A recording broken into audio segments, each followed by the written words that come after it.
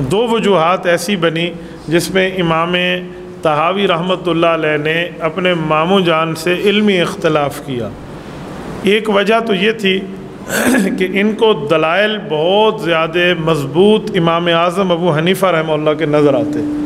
دوسری وجہ یہ تھی کہ ان کے ماموں جان بھی حضرت امام اعظم ابو حنیفہ کی کتابوں سے استفادہ حاصل کرتے اور اس کے بعد جا کر آگے اس کو نقل فرماتے۔ تو اپنے ماما جان سے ایک بات کرتے کہ ماموں امام اعظم ابو حنیفہ رحمہ اللہ اتنا بڑا بندہ یعنی کہ صحابہ کرام کا شاگرد ہے، تو ہمیں اس کی تحقیق پر اعتماد کر لینا چاہیے۔ تو یہ وجہ بنی ان کی امام اعظم ابو حنیفہ رحمۃ اللہ علیہ کے پیروکار بننے کی۔ میں یہاں پر رک کے ایک جملہ کہتا ہوں کہ کسی شخص کی تحقیق پر اعتماد کرنے کی کیا ضرورت ہے؟ آج کل لوگ سمجھتے ہیں قرآن کا ترجمہ موجود ہے، حدیث کا ترجمہ موجود ہے، خود ہی سمجھ لو، خود ہی پڑھ لو۔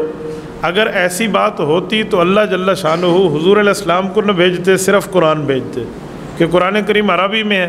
حضرت ابوبکر سے لے کر حضرت وحشی رضی اللہ عنہم تک پیغمبر کے تمام صحابہ میں اکثریت عرب زبان پر رکھنے والوں کی ہے، تو پھر وہ عربی کتاب پڑھتے، عربی کتاب سمجھاتے، آگے بتاتے۔ حضور علیہ السلام کو کیوں بھیجا گیا؟ تو اس سے پتہ چلا کہ جس کو صرف عربی آیا بھی جائے نا، وہ قرآن کے علوم تک اس وقت تک نہیں پہنچ سکتا جب تک رسول اللہ کی تعلیمات نہ ہوں۔ اگر حضور پاک علیہ السلام کی تعلیمات ہوں گی تو قرآن کریم سمجھ آئے گا۔ عرب ہونے کے باوجود صحابہ کرام کے لیے حضور پاک علیہ السلام کو بھیجا گیا، تو اس وجہ سے کسی ماہر کی تحقیق ضروری ہے۔ امام ابو حنیفہ صحابہ کرام کے شاگرد ہیں اور انہوں نے صحابہ کرام سے پڑھا ہے، صحابہ کرام کو دیکھا ہے، صحابہ کرام کی زیارت کی ہے، تو صحابہ کرام سے پڑھ کے جو انہوں نے فتاوی جات لکھے ہیں اور مذہب اور مسلک کی تحقیق کی ہے اور دین اسلام کی تشریح کی ہے، وہ باقی ائمہ کی تحقیق سے بہت زیادہ افضل اور بہتر ہے۔ کیوں؟ ہم حضور علیہ الصلوۃ والسلام کی بات کو صحابہ کے ذریعے سنتے ہیں، تو صحابہ سے جو شخص پڑھا ہے اس نے اس دین کو زیادہ سمجھا ہے۔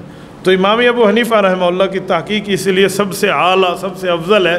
دنیا انہیں امام اعظم کہتی ہے کہ امت میں سب سے بڑے امام ہیں صحابہ کے بعد۔